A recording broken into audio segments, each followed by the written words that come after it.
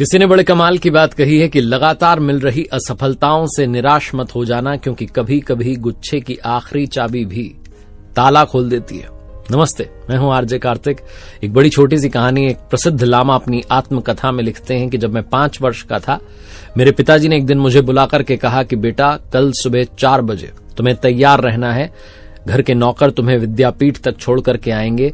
वो सर्वश्रेष्ठ विद्यापीठ है जहां हमारे घर के कई सदस्य गए और वहां से पढ़ने के बाद कमाल कर दिखाया।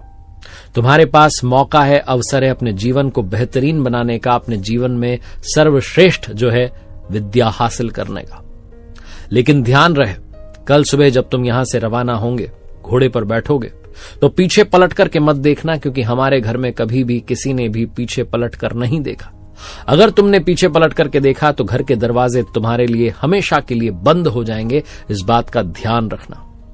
छोटा सा 5 साल का बच्चा जिसको ऐसी ऐसी बातें कही जा रही हैं जो उसको कठोर लग रही हैं। उसके पिताजी ने आगे कहा कि बेटा ध्यान रहे, कल दरवाजे पर माताजी भी मौजूद नहीं रहेंगी।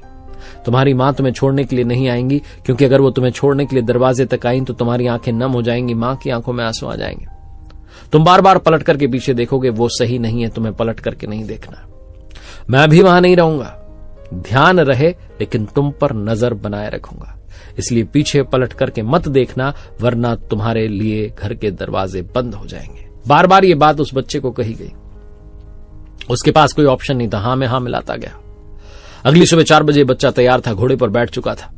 घर के नौकर उसे विद्यापीठ तक छोड़ने के लिए जा रहे थे और नौकर उसे समझा रहे थे कि बेटा पीछे पलट करके मत देखना, क्योंकि आपके पिताजी छत पर से आप पर नजर बनाए हुए हैं और वो जो मोड़ दिख रहा है दूर, वहां तक उन्हें दिखता रहेगा। इसलिए पलट करके मत देखना, वरना घर के दरवाजे बंद हो जाएंगे। वो 5 साल का बच्चा अंदर से कठोर बना रहा, उसने पीछे पलट करके नहीं देखा। जब रास्ता आधा कट चुका था तो नौकरों ने समझाना शुरू किया कि बेटा, जिस विद्यापीठ में जा रहे हो वहां प्रवेश परीक्षा होगी। उस प्रवेश परीक्षा को उत्तीर्ण कर लिया तब तुम्हें वहां पर दाखिला मिलेगा, वरना वहां से भी बाहर कर दिए जाओगे। घर जा नहीं सकते, वहां एडमिशन नहीं मिलेगा तो क्या करोगे? तुम्हें वो प्रवेश परीक्षा पास करनी ही है। 5 साल का बच्चा वहां भी हां में हां मिलाता गया। जब विद्यापीठ पहुंचे तो वहां के आचार्य ने कहा कि बेटा, प्रवेश परीक्षा का समय आ चुका है। ये परीक्षा में अगर उत्तीर्ण हो गए तो अंदर एडमिशन मिलेगा, वरना अपने निकल जाना रास्ते जहां जाना है, हमें नहीं पता। 5 साल के बच्चे ने वहां भी हां में हां मिलाया और पूछा करना क्या है। तो आचार्य ने कहा कि जो मुख्य द्वार है वहां जाकर के ध्यान मुद्रा में बैठ जाओ, आंखें बंद रखना, आंखें खोलना मत जब तक मैं ना कहूं। बच्चे ने कहा ठीक है। वो 5 साल का बच्चा जाकर के मुख्य द्वार पर बैठ गया, ध्यान मुद्रा में आंखें बंद कर ली। कहा गया था जब तक ना कहूं तब तक आंखें नहीं खोलनी है। 15 मिनट 20 मिनट बीत गए, आंखें भिनभिनाने लगी, मच्छर काटने लगे। बच्चे का कई बार मन हो रहा था कि आंखें खोल लूं, देख लूं कि हो क्या रहा है, लेकिन आंखें नहीं खोली। थोड़ी देर बाद जो उस विद्यापीठ में पढ़ने वाले बाकी बच्चे थे वो आसपास से निकल रहे हैं, कूदते हुए जा रहे हैं, शोर मचा रहे हैं, डिस्टर्ब कर रहे हैं, लेकिन उस बच्चे ने आंखें नहीं खोली। 1 घंटा, 2 घंटा, 3 घंटा, 4 घंटा, 5 घंटा, 6 घंटे बीत गए। 6 घंटे बाद आचार्य जी ने कहा बेटा आंखें खोल लो। उस बच्चे ने आंखें खोली। आचार्य जी ने उस बच्चे को गले लगा लिया और उसे विद्यापीठ में प्रवेश दे दिया गया। आचार्य जी कहने लगे कि बेटा, मैं बस ये देखना चाहता था कि जो बच्चा कुछ देर आंखें बंद करके भी नहीं बैठ सकता वो क्या शिक्षा ग्रहण करेगा। जिसका स्वयं पर इतना भी नियंत्रण ना हो वो जीवन में क्या करेगा।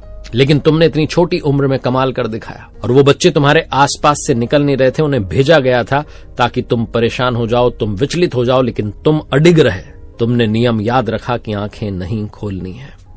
बहुत छोटी सी कहानी है जो सिखाती है कि जीवन में संकल्पित होना बहुत आवश्यक है, अंदर से सेल्फ डिसिप्लिन लाना बहुत आवश्यक है।